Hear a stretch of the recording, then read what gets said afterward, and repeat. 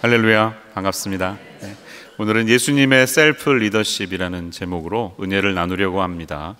4장 17절까지 본문을 보시면서 잘 따라와 주시면 좋겠고요.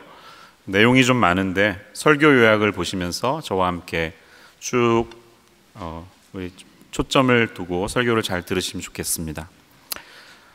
못에서 생긴 녹이 스스로를 갉아먹듯이 자신을 무너지게 하는 것은 결국 당신이다 라는 말이 있습니다. 자기 자신을 갉아먹는 그 유혹을 이기지 못해서 결국은 퇴락하고 만 리더들의 모습을 우리는 요즘 자주 보고 있습니다. 그렇게 부끄럽게 퇴장하고 마는 그런 리더들의 이야기는 이제 더 이상 우리에게 낯선 뉴스가 아니죠. 끊임없이 이어진 미투 운동의 여파로 퇴진을 거듭한 각 분야의 지도자들, 또 말도 안 되는 갑질 논란으로 마침내는 집안에 커다란 망신을 산 유명 기업의 가족 이야기, 또 주목받는 차세대 정치인으로 입지를 다져놓았던 분이 한순간 비서의 인터뷰로 한순간에 모든 정치적인 생명을 다 날려버린 이야기, 각종 성추문이나 재정 횡령 등으로 교회 지도자 자리를 내려놓아야 하는 목사님들의 이야기 등 다양한 분야에서 이런 소식은 끊임없이 뉴스라인에 등장하고 있습니다. 이런 일들은 우리가 잘 알듯이 결코 오늘에만 일어나는 일이 아닙니다. 리더들의 추락은 역사 속에서 항상 있었고 또 앞으로도 존재할 그런 이야기일 것입니다. 이 현상을 다른 각도로 생각해 본다면 리더의 자리에 올라간 사람들이 자신의 자리를 고결하게 지켜내면서 흠결 없이 살아가는 것은 그만큼 쉽지 않다는 것을 반증하고 있습니다. 그런 의미에서 우리가 자신을 잘 다스리고 추락하지 말아야 할 중요성을 잘 안다면 우리는 스스로를 다스리는 일에 더 많은 에너지를 써야 할 것입니다. 셀프 리더십이란 무엇입니까? 누군가를 이끌기 위해서 먼저 스스로를 이끌 수 있는 마음을 말합니다. 그런 사람이 갖추어야 할 성품이나 습관 등을 말합니다. 우리 모두는 누군가에게 리더이거나 혹은 팔로이거나 둘 중 하나입니다. 리더라는 말에는 팔로워가 있단 말이고, 리더는 누군가에게 영향력을 끼쳐서 함께 어느 방향이나 목표를 향해서 나아갈 수 있도록 하는 사람이 리더입니다. 그래서 리더는 본능적으로 자신이 이끄는 사람들을 향해서 리더십을 발휘합니다. 그러나 훌륭한 리더는 동서남북 전 방위에 걸쳐서 리더십을 발휘합니다. 맡겨진 사람들에게만 집중하지 않고 주위의 여러 사람들에게 영향력을 끼치는 것입니다. 비자카드의 창립자이면서 CEO이기도 했었던 디 학이라는 분은 이렇게 얘기했습니다. 우리는 리더십에 쏟는 힘의 절반을 뚝 떼어 자신에게 먼저 투자한 다음 나머지 절반 50%로 아랫사람, 윗사람, 좌우를 지도하는 데 써야 합니다. 디 학의 말처럼 리더는 리더십의 가장 많은 부분을 다른 사람이 아닌 자기 자신에게 할애해야 합니다. 이른바 셀프 리더십이라는 것이 꼭 필요하다는 것이죠. 우리가 자신을 먼저 다스리지 못하면 결코 다른 사람들을 효과적으로 이끌 수 없는 까닭입니다. 예수님은 그런 점에서 어떤 분이십니까? 그분은 상상을 뛰어넘는 인류 역사상에 있을까 말까한 놀라운 리더이셨습니다. 예수님만큼 인류 역사 속에서 가장 큰 영향력을 끼친 인물이 또 있을까요? 동서고금의 모든 문화를 망라해서 전방위적으로 그분은 여러 분야에서 많은 사람들에게 엄청난 영향을 끼쳤다는 점에서 예수님은 위대한 리더라고 할 수 있습니다. 예수님의 리더십에 영향을 받았다고 하는 수많은 역사의 주인공들이 있습니다. 어떤 목사님의 책을 인용하겠습니다. 예수님이 한데 불러 모은 사람들을 보라. 제시 잭슨, 제리 펄웰, 짐 월러스 and 제임스 dobson, 빌리 그레엄 and 빌리 선데이, 빌 클린턴 and 윌리엄 빌 셰익스피어, 보노 바흐, 갈릴레오와 아이작 뉴턴, 토마스 아퀴나스와 토마스 아켐피스, T.S. 엘리엇, C.S. 루이스, J.R.R. 톨킨, 조지 워싱턴, 덴젤 워싱턴, 컨스탄틴과 샤르마뉴, 존 밀턴과 존 버년에 이르기까지 예수님에게 영향을 받은 사람들은 시대와 분야와 그들의 정치적인 성향을 막론하고 각 분야에 두루 펼쳐져 있다.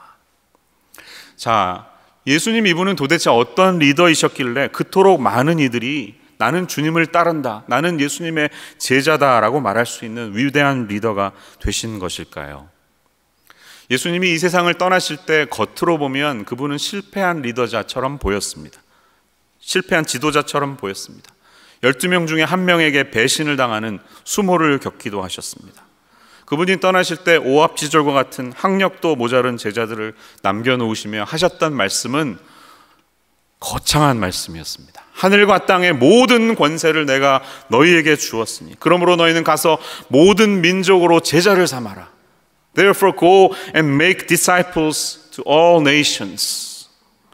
12명도 안 되는 이 소수의 제자들이 이 거창한 말을 들으면서 무슨 느낌이 들었을까요? 이렇게 표현할 수 있을 것 같습니다.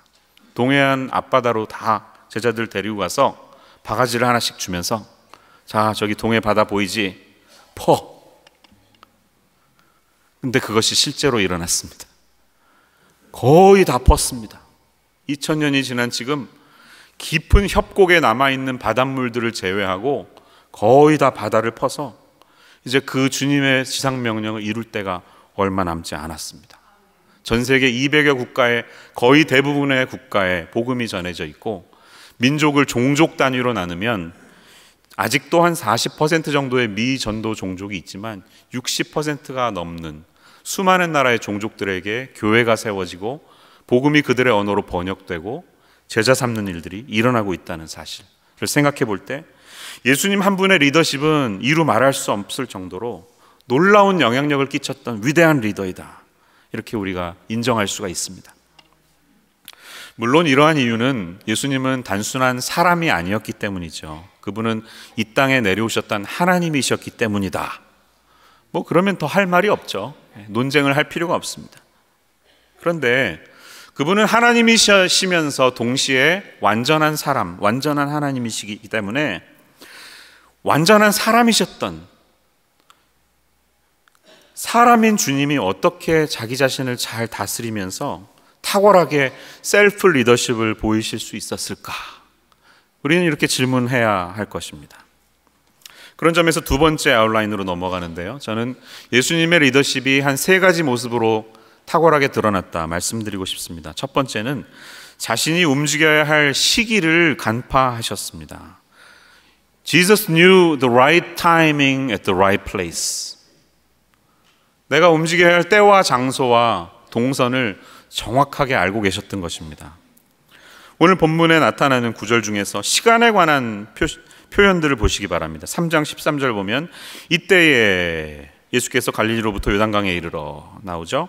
또 4장 1절 보면 그때에 예수께서 성령에게 이끌리어 마귀에게 시험을 받으러 광야로 가사 말씀합니다. 또 4장 17절 말씀을 보면 이때부터 예수께서 비로소 전파하여 이르시되 라고 나옵니다. 이 기록이 말하고 싶은 메시지가 무엇일까요? 무슨 말을 하고 싶은 걸까요? 예수님은 철저한 마음의 준비 속에서 가장 정확한 시간이 이르렀을 때 행동에 옮기신 것을 우리가 알 수 있습니다.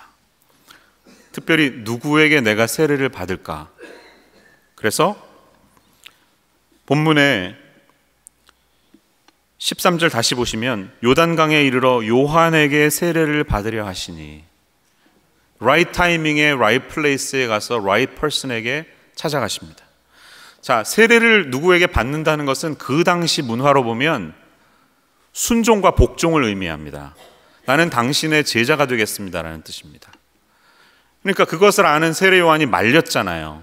둘 사이는 친척 관계이기도 하죠. 어머니끼리 친척이죠. 6개월 먼저 태어난 형이기도 하지만 주님 왜 나한테 와서 세례를 받으시려 합니까? 저는 자격이 없습니다. 형이 말릴 정도로 그 세례의 의미를 알았다는 것입니다.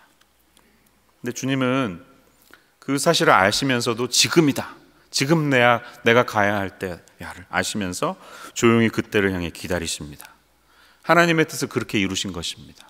이루시는 와중에 생각해보면 하나님의 동선대로 움직이고자 하는 예수님의 행동이 또 나타나 있는 것을 봅니다. 4장 12절로 가보십시오. 예수께서 요한이 잡혔음을 들으시고 갈릴리로 물러가셨다가 13절, 나사렛을 떠나 스불론과 납달리 지경 해변에 있는 가버나움에 가서 사시니. 세례 요한이 잡혔다는 이야기를 들으셨습니다. 구속됐다 뉴스를 들으니까 예수님이 동네를 옮기셨습니다. 근데 왜 이렇게 하셨는가요?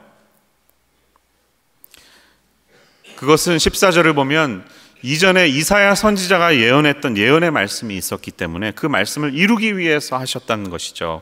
스불론 땅과 납달리 땅과 요단강 저편 해변길과 이방의 갈릴리여, 흑암에 앉은 백성이 큰 빛을 보았고 사망의 땅과 그늘에 앉은 자들에게 빛이 비추었도다 하는 이사야 선지서의 예언을 기억하면서 이루시려고 하는 예수님의 아주 뭐랄까요, 정리된, 아주 이 디터민된 그 행동을 우리가 볼 수 있습니다. 누울 자리를 보고 다리를 뻗어라 하는 속담이 있죠. 무슨 뜻인가요? 어떤 일을 할 때 우리가 그 결과가 어떻게 되리라는 것을 생각하면서 미리 살피고 일을 하라는 것입니다. 그래서 시간과 장소를 잘 가려서 행동하라는 것입니다. 사람이 이렇게 자기가 움직여야 할 때와 장소를 잘 깨닫고 살아가는 게 얼마나 중요합니까? 그것은 우리가 겸손하고 지혜롭지 않으면 결코 할 수 없는 일입니다. 생각해 보세요. 내가 다 모든 것을 알고 있어. 내가 주식 투자 언제 해야 될지 다 알고, 어느 기업에 해야 될지 알고, 오늘은 아니야, 내일 모레 해야 돼, 다음 주 되면 올라갈 거야, 이렇게 그 타이밍을 내가 안다고 생각하면 남들의 말에 귀를 기울이지 않을 것입니다. 교만입니다. 그러나 우리가 겸손하면 그 때를 내가 생각하는 나의 때가 아니라 그 때를 바라보면서 순종할 수 있으면서 나아간 것입니다. 예수님의 삶 전반에는 이런 순종의 모습, 자신의 의지를 제한시키는 겸손의 모습이 시종일관 나타났습니다. 그래서 빌립보서 2장 5절에서 11절, 우리가 잘 알고 있는 그 본문을 보면 예수님의 그 삶의 모습이 뚜렷하게 나와 있습니다.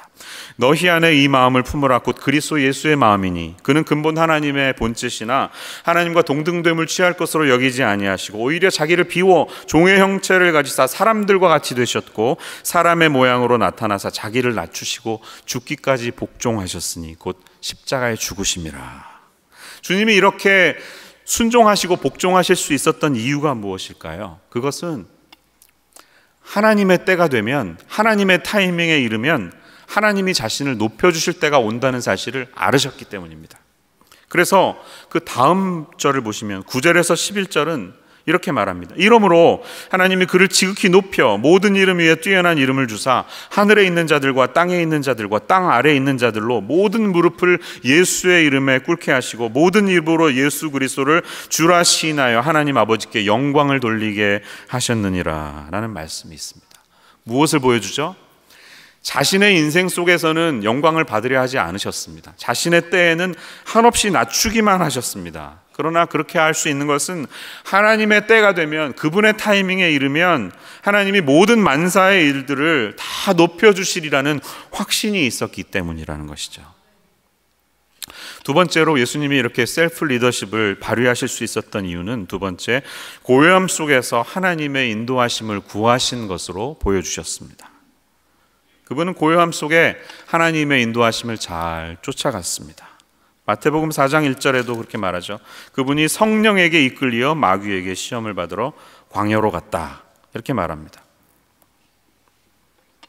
성경을 읽다 보면 예수님이 이런저런 행동이나 말씀을 하시는데 단 한 번도 이렇게 했다는 말이 나오는 적이 없습니다. He never did this. 어떻게 하셨냐면 예수님은 한 번도 조급해 하신 적이 없습니다. Jesus was never frantic or anxious. 그 이유가 무엇일까요? 그것은 자신의 해야 할 일이 확실하고 자신의 역할을 분명히 알기 때문에 아무에게도 오버할 필요가 없는 겁니다. 조급해 할 필요가 없는 것입니다. 이러한 모습을 더 잘 보여주는 것은 그분이 광야에서 받으신 훈련을 통해 더욱 분명히 우리에게 보여줍니다. 예수님이 왜 광야로 가셨을까요? 하나님이 가라고 했으니까, 성령에게 이끌렸으니까. 정답이지만 하나님의 인도하심이 있기 때문에 갔지만 더 구체적인 이유를 생각해 보면 광야라는 곳은 우리 일상의 모든 방해물들이 차단된, 어떠한 잡음도 들리지 않는 곳이기 때문입니다. 부지런한 것과 분주한 것은 결코 같은 의미가 아닙니다. 우리는 분주한 것이 부지런한 것으로 착각하면서 그렇게 살아갑니다. 막 바쁘게 살면 내가 부지런한 줄로 착각합니다.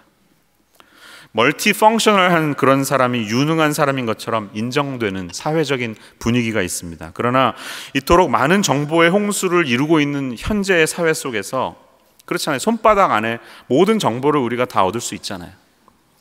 그런데 이 사회는 점점 더 어떤 다양한 일을 부지런하게 여러 가지를 잘하는 사람보다는 어떤 하나의 일을 깊게 또 넓은 눈을 가지고 통찰력을 갖고 일하는 사람을 찾게 될 것입니다. 그것은 양보다는 질의 가치가 항상 더 빛나기 때문입니다. 주님이 공생애에 나서기 전에 하나님께서는 이 광야를 거쳐야 한다는 필수 과목이 있음을 잘 아시고 예수님을 광야로 내보내십니다. 그리고 사탄에게서 받을 유혹 또한 멋들어지게 승리하실 것을 역시 아시고 기대하는 마음으로 광야로 내보내셨을 것입니다. 세 번째로 주님은 셀프 리더십을 자신의 사명을 분명히 알고 계셨기 때문에 잘 발휘하실 수 있었습니다. My mission, my purpose. 내가 이 땅에 살고 있는 사명이 무엇인가를 그분은 항상 기억하고 잘 아셨다는 것입니다. 자, 예수님이 요한에게 세례를 받으러 가셨습니다. 아까 제가 설명드린 것처럼 요한은 말렸죠. 제게 무릎을 꿇으면 어떻게 하십니까? 주님이신데 제가 세례를 받아야죠. 말도 안 됩니다. 했을 때 예수님이 어떻게 그를 설득하시죠?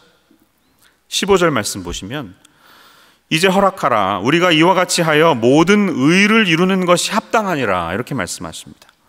모든 의를 이룬다는 게 무슨 뜻일까요? 지금 세례 요한 너도 알고 나도 잘 알지 않아요. 이들은 어릴 때부터 아마 본 적이 있을 것입니다. 엄마들끼리 친했으니까. 세례 요한은 자기의 역할을 알았고 예수님 또한 자기의 역할을 알았습니다. 자, 이제 하나님의 카이로스, 그분이 예정하신 그 타이밍이 왔다. 그래서 내가 갖고 있는 편견을 내려놓고 하나님의 뜻을 이루는 것이 더 맞다. 이게 하나님의 뜻이다 라고 역할을 잘 설명해 주시면서 그를 설득하고 있습니다. 그렇게 했을 때 세례 요한은 맞구나. 내가 지금 주님의 말씀에 순종해서 예수님께 세례를 주는 것이 하나님의 뜻을 이루어 드리는 것이구나 깨닫고 허락합니다.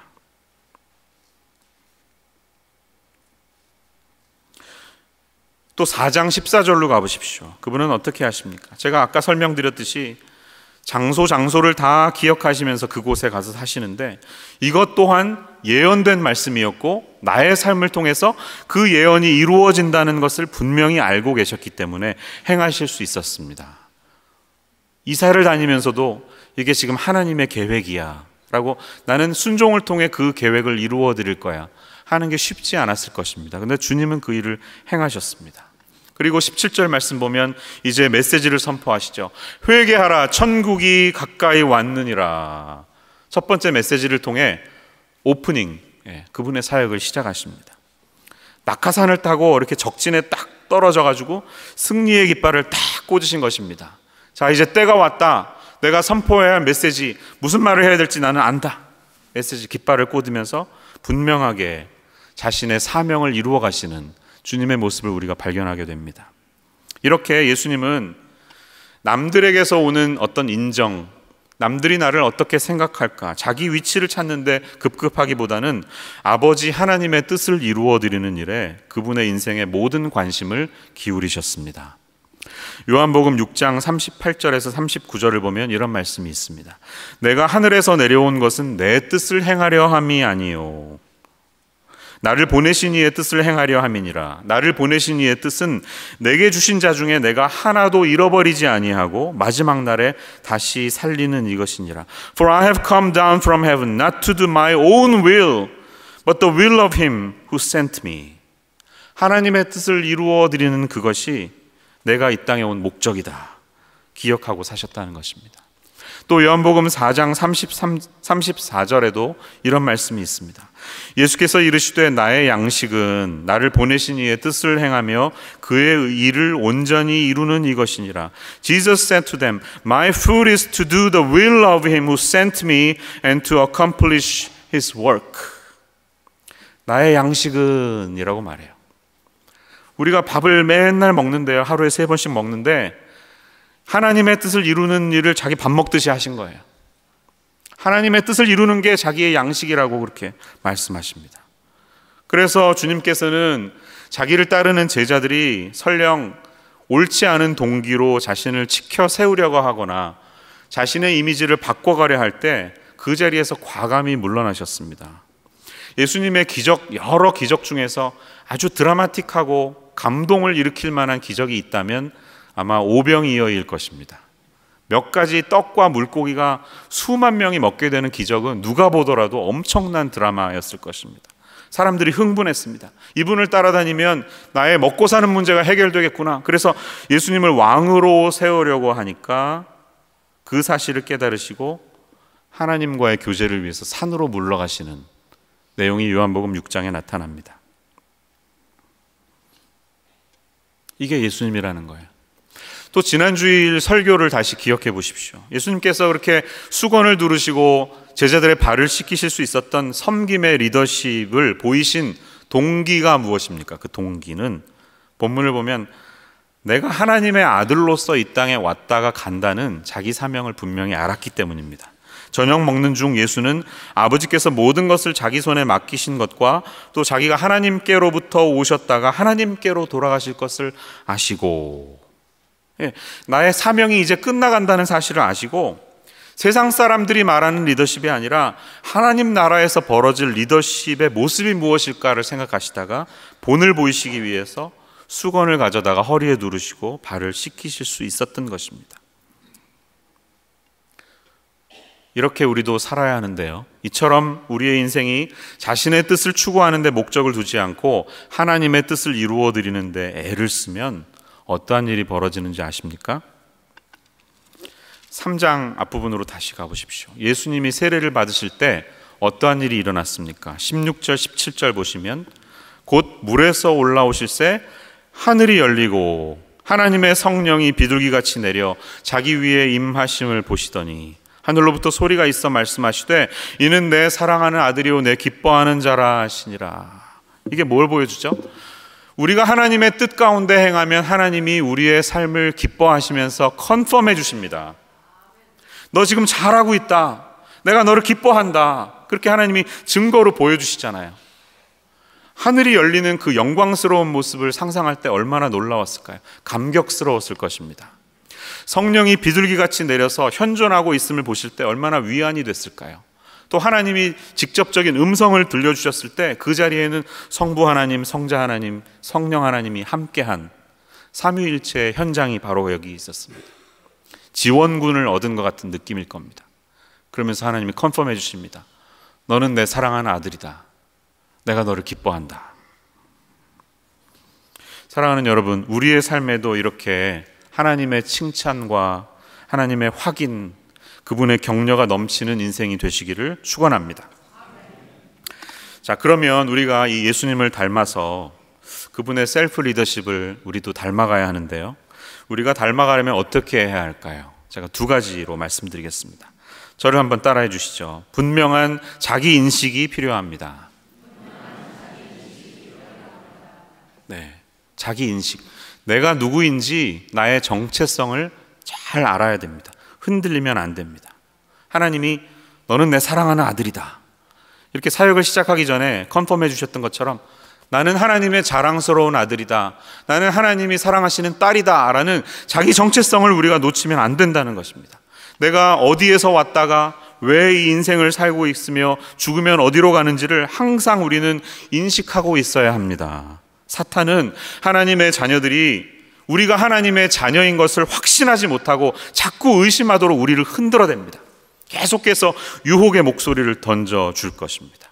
그래서 예수님이 광야에 나가셨을 때 3가지 형태의 유혹을 받으셨잖아요. 사탄이 예수님께 접근하면서 한결같이 어떻게 접근했습니까?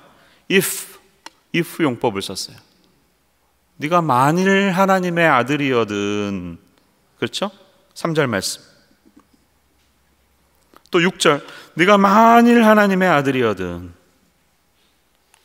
또 9절, 만일 내게 엎드려 경배하면, 하나님께 엎드리지 말고 나한테 엎드려 경배하면, 예수님을 흔드는 겁니다. 너 하나님의 아들 맞아? 이렇게 흔드는 거죠.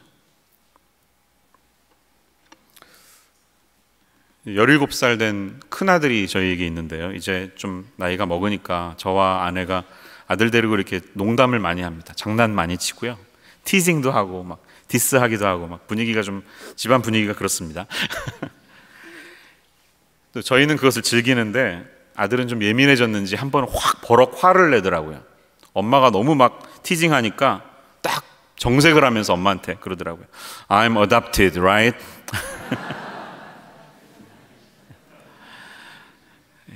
농담이겠죠?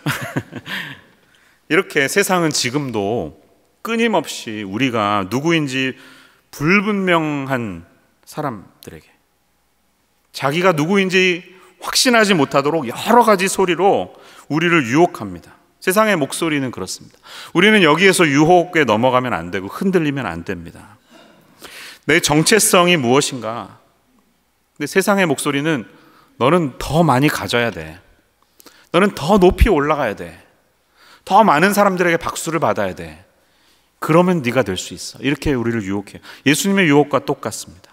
그래서 더 많은 빵을 가지라고, 돈을 더 많이 벌라고, 권력을 더 많이 가지라고, 인기와 명예를 더 가지라고 우리에게 끊임없이 유혹합니다. 광고들을 보더라도요, 자꾸 사라는 거 아니에요. 주머니 닫지 말고 제발 좀 돈을 쓰라는 거 아닙니까? 자꾸 사라는 것이죠. 그래서 더 많이 사도록 우리를 충동시킵니다. 더 많이 사면 우리의 삶이 달라질 것처럼 그렇게 우리를 유혹합니다. 어떤 분이 그러시더라고요. 마트에 들어가면 대부분의 물건의 진열이 시계 방향이 아니라 반시계 방향으로 돌게 만드는데요. 반시계 방향으로 도는 이유는 뭐냐면 많은 사람들이 오른손잡이이기 때문에 카트를 밀면서 생각 없이 오른손으로 막 집어넣는다는 거죠. 그래서 빨리 집어넣는, 잘 편안하게 하라고 반시계 방향으로 돈답니다. 자동차 광고를 예로 들어볼까요? 당신 정도 되는 수준이면 이런 차를 타야 됩니다. 당신의 레벨은 이 정도 아닙니까? 그렇게 유혹하지 않습니까? 예를 들어보겠습니다. 이 회사에 다니시는 분들은 상처받지 마세요. 앞에서 이끄는 사람과 그 뒤를 따르는 사람, 당신은 누구입니까? New Granger. 품격으로 세상을 리드하는 당신이 그랜저입니다. New Granger XG. 세상을 내려다보는 존재가 되셨다면 현존하는 가장 진보된 자동차 벤츠 E500, 메르세데스 벤츠 코리아. 세상의 목소리가 이렇다는 거예요. 여러분, 우리는 세상의 노예가 아니라 하나님의 자녀로 이 땅에 부르심을 받았습니다. 너는 내 사랑하는 아들이다. 너는 내 딸이다. 이 아버지의 음성을 놓치지 않는 우리 모두가 되기를 소원합니다. 우리가 하나님을 믿겠다고 고백하면 하나님의 자녀가 되는 권세를 주셨다고 요한복음 1장에서 말하잖아요.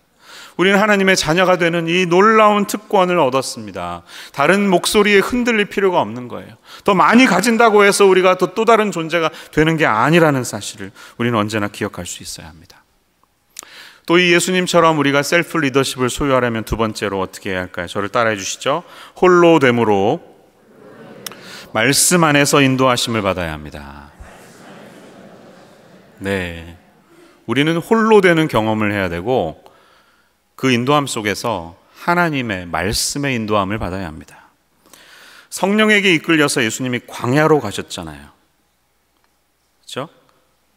자신에게 광야가 있음을 기억하셔야 합니다. 광야로 가보신 적이 없는 분은 아직 준비가 안 되신 분입니다. 피지컬한 광야를 말하는 게 아닙니다. 잘 알고 계시죠? 나를 홀로 있게 만드는 그 자리를 통해 우리는 하나님의 선하신 계획이 있음을 인지할 수 있어야 하는 거예요. 그리고 그 홀로됨의 자리에 갔을 때 우리가 어떻게 그 찾아오는 유혹들을 이겼는지 예수님의 모습을 분명히 기억하십시오. 사탄이 예수님께 다가와서 유혹했을 때 예수님이 한결같이 반복하신 게 있어요. 4절 말씀 보시면 4장 4절 예수께서 대답하여 이르시되 기록되었으되 It is written. 성경 말씀을 암송하시고 되받아치셨습니다. 예수님은 구약 성경을 암송하셨겠죠? 당연히 어렸을 때부터 회당에 다닐 때 들었던 모든 말씀을 외우면서 되새김질하면서 살았던 것입니다. 두 번째 유혹이 왔을 때 또 뭐라고 그러십니까? 7절 말씀 보면 예수께서 이르시되 또 기록되었을 때 It is written 또 말씀하십니다. 또 10절 말씀 보세요. 사탄아 물러가라 기록되었으되 It is written. 한결같은 세 번의 유혹을 하나님의 말씀을 통해서 이기셨다는 겁니다. 우리에게도 이러한 모습이 필요합니다. 예수님은 사역에 집중하시고 나서 항상 자기 사역을 돌아보는 점검하시는 시간이 필요하셨는데요. 그때를 어디론가로 가셨습니다. 누가복음 22장에 보면 예수님께서 나가사 습관을 따라 감람산에 가시매 이런 말씀이 있어요. 습관을 따라서 감람산에 갔다. 밥 먹듯이 산에 가신 거예요. 등산하러 갔을까요? 쉬러 가신 겁니다. 쉬러. 사람들로부터 떨어져서 기도하면서 자신의 사역도 돌아보고 다음날 사역할 수 있는 힘을 그 산에 가셔서 얻으신 거예요. 여러분, 예수님처럼 우리에게도 이 조용한 시간, 조용한 장소가 반드시 필요합니다. 꼭 필요합니다. 있어도 되고 없어도 되는 게 아니라 우리가 예수님처럼 살려면, 그분을 닮아가려면 조용한 시간과 조용한 장소가 꼭 있어야 합니다. 그것이 늘 새벽일 필요는 없습니다. 부엉이과이신 분들, 새벽에 못 일어나시는 분들 너무 이렇게 죄의식을 갖지는 마세요. 물론 새벽에 일어나면 좋죠. 너무 좋죠. 하루의 출발을 주님과 함께 묵상하고 하루 할 일들을 계획하면서 주님께 여축하면 얼마나 좋겠습니까? 실수를 안 하겠죠. 맑은 정신으로. 근데 주님이 원하시는 것은 언제 하느냐 보다는 꼭 하라는 겁니다. 아침이 되었건 그것이 오후가 되었건 밤이 되었건 상관없이 우리의 인생에는 이 하나님께로 들어가는 우리의 광야, 또 그분 안에서 고요하게 보내는 그 시간, quiet 타임이 꼭 필요하다는 것입니다. 하루에 어떤 정해진 시간을 반드시 떼어내어서 세상으로부터 들리는 여러 가지 혼란의 소리를 끊어버리고 하나님의 말씀 속에서 인도함을 받으려고 하는 이것이 신앙생활의 기본이라는 사실이에요. 꼭 기억하시면 좋겠어요. 특별히 분주하고 바쁘게 여러 일들을 하시면서 살아가시는 분들은 이 말씀을 아멘으로 받으시기 바랍니다. 저희 집에 두 자녀 얘기를 좀 하겠습니다. 큰애가 아들이고 작은애가 딸인데요. 다 중고등부에 다니고 있습니다. 아들은 여러 가지 사역을 하고 또 친구들과 이렇게 폭넓게 교제하는 것을 좋아합니다. 두루두루 사귀는 것을 좋아합니다. 반면에 딸은 많은 친구를 두는 것에 그렇게 연연해하지 않습니다. 얘는. 아들은 많은 사람들에게 이렇게 스윗하다는 말을 듣는 것을 기뻐하지만 딸은 그런 이미지에 연연해하지 않고 친구들도 적당히 가려서 사귀입니다. 학교에서도 혼자 밥 먹는 것을 두려워하지 않습니다. 그게 뭐가 문제인데 막 이래요. 이제 임마누엘 교회에 와서 2년이 다 돼가는 시간을 보내면서 주변의 언니 오빠들이 이 딸의 모습을 보면서 이렇게 별명을 붙여줬습니다. Rare Pokemon. 너무 이렇게 찾기가 힘든, 어디에 숨어 있는지 알지 못하는 그런 아이라는 거예요. 딸은 좀 내성적인 아이인 것 같습니다. 혼자만의 시간 속에서 묵상을 합니다. 여러분, 내성적인 사람들의 힘이라는 강연을 동영상을 통해 보신 적이 있나요? 테드톡에 가면 있는데요. 인구의 3분의 1에서 50%에 가까운 사람들이 내성적인 사람이랍니다. 근데 그분들 중에 유난히 뛰어난 사상가나 지도자들이 많았다고 합니다. Introverts. 이들은 결정도 신중하게 잘 합니다. 여러 번 되새김질하면서 신중한 결정을 내립니다. 외향적인 사람들은 감정에 휩쓸려서 막 기분에 따라 움직이는 경향이 있습니다. 사람들이 박수 쳐주면 막 그냥 카드 막 긁어버리고 막 이런 사람, 제 얘기입니다. 내성적인 사람은 그때 잠깐 hold on, 기다려봐. 이게 맞는 결정인지 좀 생각해보자. 이렇게 신중한 결정을 내려주기 때문에 기업에는 이 두 가지 사람이 다 있어야 된다는 것이죠. 근데 이 내성적이고 외향적인 사람들은 누가 더 훌륭한 사람인가, 누가 옳고 그른가의 문제가 아니고요. 이 차이는 외부로부터 오는 자극을 내가 어떻게 반응하는가의 차이인데, 외향적인 사람은 많은 사람들과 함께 있을 때 에너지를 얻습니다. 내향적인 사람은 혼자 있을 때 에너지를 얻습니다. 근데 우리 모두에게는 이 두 가지 면이 다 있습니다. 근데 꼭 외향적이건 내성적이건 우리 인생에 반드시 필요한 일이 있는데, 그게 뭐냐면 어떠한 일이든지 우리는 반드시 혼자만의 시간과 성찰의 시간이 필요하다는 거예요. 우리 모두에게는 자기 자신을 돌아보는 혼자만의 시간이 필요하다는 거예요. 특별히 우리 크리스찬들은 세상 속의 어떤 지식을 통해서가 아니라 영적인 양식을 먹어야 합니다. 하나님의 말씀을 돌아보면서 말씀 속에서 우리는 힘을 얻어야 합니다. 우리의 아버지가 되시는 이 하나님으로부터 주시는 이 메시지를 듣고 그것을 묵상하면서 힘을 얻고 에너지를 얻어야 하는 사실이라는 것이죠. 그래서 여러분, 부지런한 것과 분주한 것을 구분하시기 바랍니다. 우리가 부지런하게 뭔가를 막 분주하게 얻기 위해 살아가는 것이 인생의 목표가 아니라는 것을 결단하시기 바랍니다. 더 많이 갖는 소유보다 중요한 것이 있다면 우리의 존재라는 사실을 기억하시기 바랍니다. 내가 하나님의 아들이고 하나님의 딸인 것을 알고 그분과 교감하면서 살아가는 것이 인생의 제일 중요한 일이다라는 사실을 붙드시는 성도님들 되시기를 바랍니다. 최근에 한국에 다녀오신 집사님께 목장에 갔을 때 물어보았습니다. 한국 가시니까 어떠셨어요? 뭘 느끼셨어요? 물었더니 바로 이렇게 얘기하시더라고요. 주변 사람들이 다들 정말 정신을 빼놓고 사는 것 같아요. 너무 분주하게 정신없이 막 살고 있다는 거예요. 큰일이라고 저는 생각합니다. 우리 한국 사회가 건강해지려면 이 분주함들이 사라져야 하는데 걱정이 많습니다. 우리는 어쩌면 인터넷 속도가 한국보다 훨씬 느린 이 미국에 살고 있음을 감사해야 할지도 모르겠습니다. 우리에게 그 느림을 통해 광야가 있고 또 찾아갈 수 있는 골방이 있다는 것 사실에 감사해야 할지 모르겠습니다. 여러분도 광야를 만드시고 골방을 만드시기 바랍니다.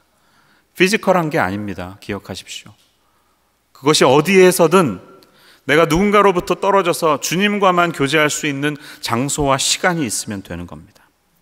마지막으로 저는 설교를 마치면서 한 어머니의 이야기를 들려드리도록 하겠습니다.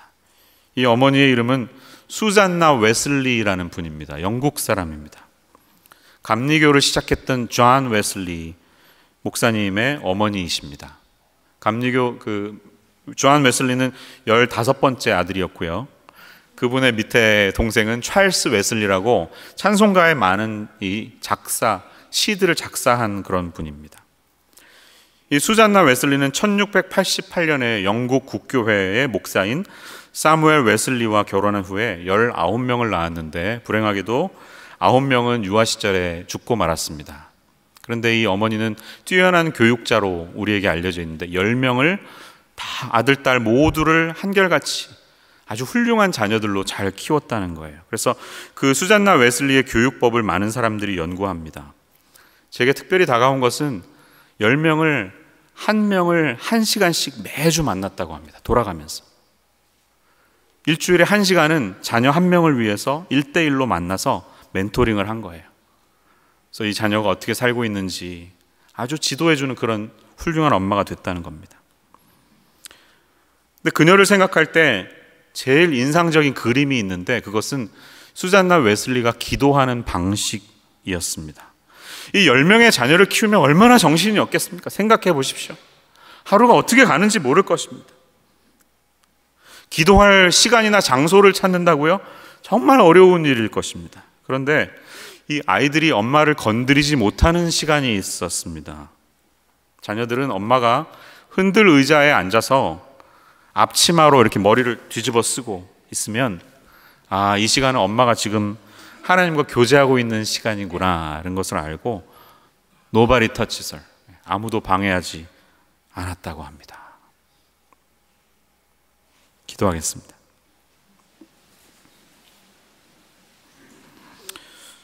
주님 감사합니다. 예수님의 삶을 돌아보며 분주한 일상 속에서도 하나님과 교제하는 것을 기뻐하시며 고요한 곳으로 나아가 주님으로부터 힘을 얻으셨던 예수님을 저희들도 닮고 싶습니다. 세상이 주는 유혹의 목소리, 더 많이 가져라, 더 높이 올라가라, 유혹의 목소리를 이겨내며 하나님의 말씀을 통해 인도하심을 얻었던 주님처럼 저희들도 살아가기를 소망합니다. 유혹 속에서 이 말씀을 기억하게 해주시고 매일매일 주님을 만나는 인도하심이 우리의 삶 속에서도 나타나게 하여 주옵소서. 인생의 광야를 지나는 분들이 이 말씀을 들으며 기록되었으되 말씀 속에서 하나님의 인도하심을 찾아가게 하여 주옵소서. 예수님의 이름으로 기도합니다.